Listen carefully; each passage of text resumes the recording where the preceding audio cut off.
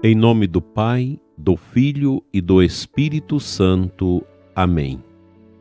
Ave Maria, Virgem poderosa, Imaculada Conceição, Rainha das Vitórias, que as vossas lágrimas de sangue destruam as forças infernais que se levantarem contra o ouvinte do programa Oração da Manhã. Amado ouvinte, que nos acompanha pelo nosso canal no YouTube e nossas outras mídias, e você que nos escuta pela rádio da sua região que transmite o nosso programa. Deus abençoa você, sua família, e que este sábado e domingo sejam realmente dias de aprimoramento para a sua vivência familiar e com a igreja. Para os que estão doentes e idosos, que já não têm mais força física para irem à igreja, com certeza a igreja irá até você, através dos ministros extraordinários da distribuição da comunhão e da sua família que reza contigo. O livro A Força do Silêncio, que já está chegando ao fim, na página 272 tem uma pergunta que o Nicholas Dide faz a Dom Dimas, o prior da Cartucha, e também ao cardeal Sara. Hoje nós vamos meditar a resposta do monge Cartucho. Como caracterizar o que poderia ser chamado de doença do barulho? A que tipo de problema conduz o ruído excessivo?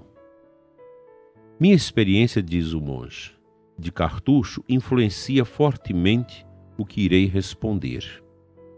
Raramente expostos ao ruído exterior, especialmente o da cidade, não possuindo celular, nem televisão, nem rádio, os dois últimos sempre estiveram excluídos de nossos mosteiros. Minha palavra será um pouco defasada.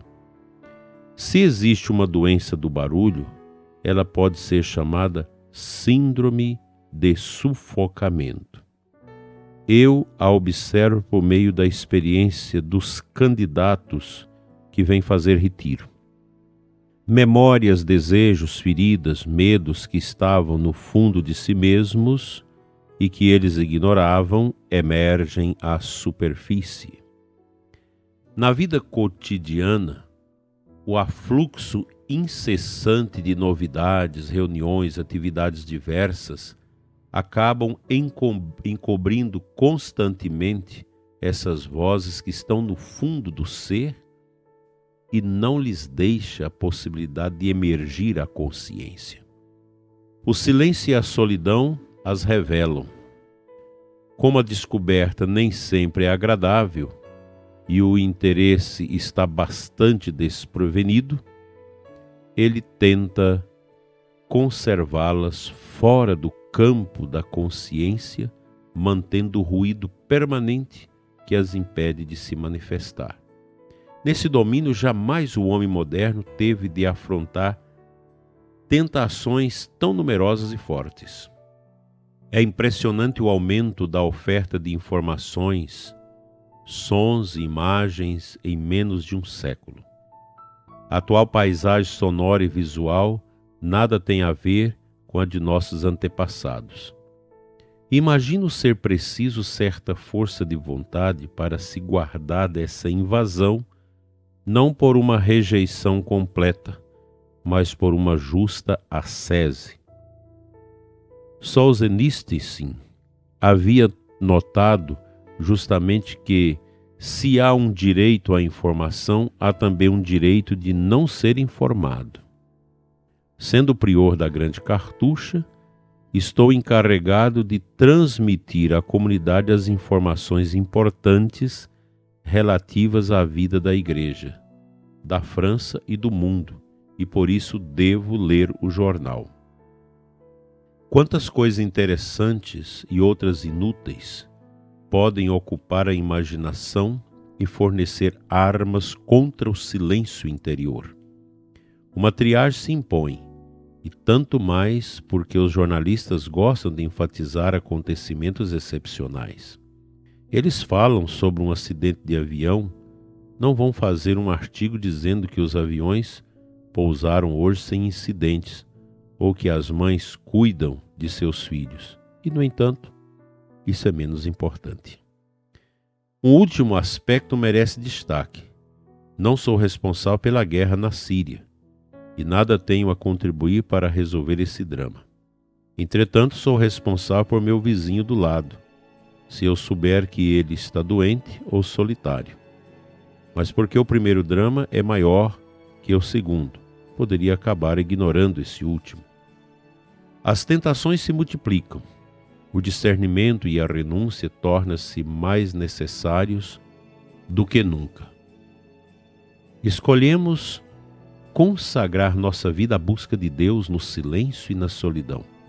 Ambos devem ser defendidos por escolhas claras. Caso contrário, logo não restará muita coisa. Nossa vocação é rara, mas cada homem não precisa de um pouco de silêncio e solidão se quiser manter-se em contato com seu coração? Temos a clausura e a regra que nos protegem. Quem vive no mundo deve encontrar a sua própria clausura e sua própria regra. Isso não é evidente. Finalmente pergunto-me se a voz que o mundo moderno tenta abafar pelo barulho e pela movimentação incessante não seria aquela que nos diz: lembra-te de que tu és pó e ao pó hás de voltar. Que o eclipse da morte caracteriza nossa sociedade é fato conhecido. Isso não é difícil de entender. Sem Deus, sem a vida eterna, sem Cristo e sem a redenção, como suportar pensar na morte? Comamos e bebamos, pois amanhã morreremos. A lembrança da nossa precariedade é demasiadamente insistente, então tentamos fazê-la calar. Os remédios para doenças do barulho? Pergunta. Eles decorrem do que acabo de dizer. O melhor remédio, como sempre, será a descoberta do amor de Deus e de seu chamado à vida eterna, a vitória de Cristo sobre a morte, que a torna uma amiga, a porta que se abre para a vida, e a misericórdia divina, que cura o medo do mal que descobrimos em nós. Em uma palavra, a esperança. Dileto e amado ouvinte, quanta riqueza nesse texto! Talvez nós nunca tivéssemos antes pensado nesta questão da doença do barulho. Talvez nós nunca tivéssemos pensado sobre isso. O barulho nos adoece, o excesso de informação nos adoece. Pensemos numa vida sem o celular, sem o computador, sem internet. Como seria? Porque nossos antepassados viveram assim, não tinha nem rádio nem TV. Como seria para nós hoje sairmos desta barulheira para viver uma experiência de silêncio tão profundo? Seria algo difícil. Nós já temos pessoas que criaram já uma síndrome da ausência desses meios. Se a pessoa fica sem o celular, ela adoece. Tem muita gente que não vai para a fazenda dos pais, o sítio dos avós, porque lá não tem internet. Porque já estão contaminadas, já estão doentes com o barulho. Tudo é barulho. Vai entrando dentro de nós. Isso vai nos deixando enfermos, angustiados, muitas vezes tresloucados, porque são tantas informações. Eu às vezes fico assustado, até comigo mesmo, porque a gente tem que estar interagindo com tanta gente que nos procura. Eu recebo centenas de mensagens. Algumas dou conta de responder, outras não. Tem aí milhares de mensagens para trás que nunca dei conta de responder. Algumas importantes, mas a gente não dá conta, é impossível. E isso cria dentro de nós uma certa angústia, porque a gente quer interagir. Então a pergunta que eu faço para mim, para você, é a seguinte: como nos livrar desta enfermidade. A enfermidade do barulho, que já inferniza nossas vidas, nossas famílias, nossas ruas e avenidas, nossas casas e nossas igrejas, nossas liturgias. O barulho é essa doença que está presente em tantos lugares da nossa vida. Que Nossa Senhora, Mãe do Silêncio, nos ajude a nos livrar da doença do barulho.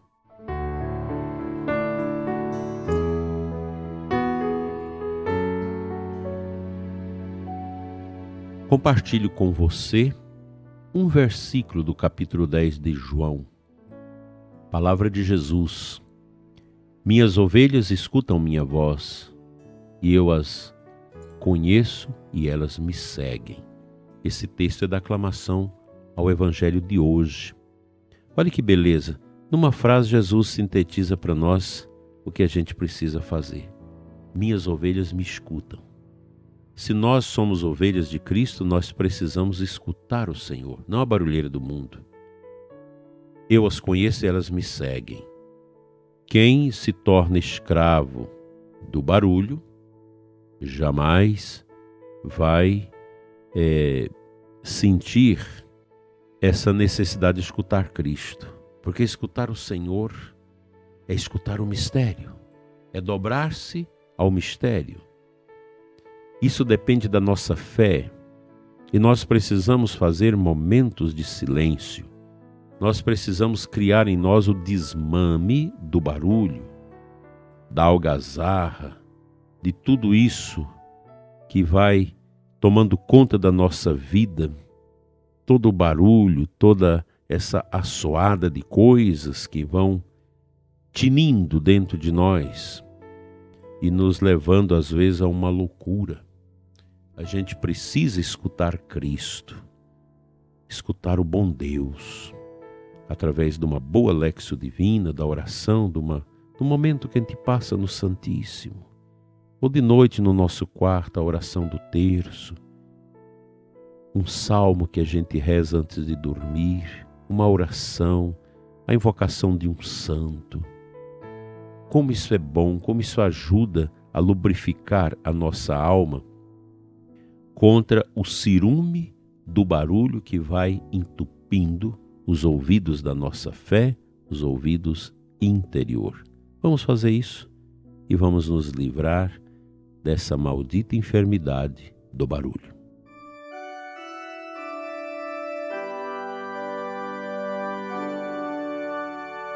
Pai de amor, Deus de bondade, Senhor do tempo e da história, dai-nos a graça de escutar, Senhor, o Teu Filho Jesus, escutar a voz dele no Evangelho.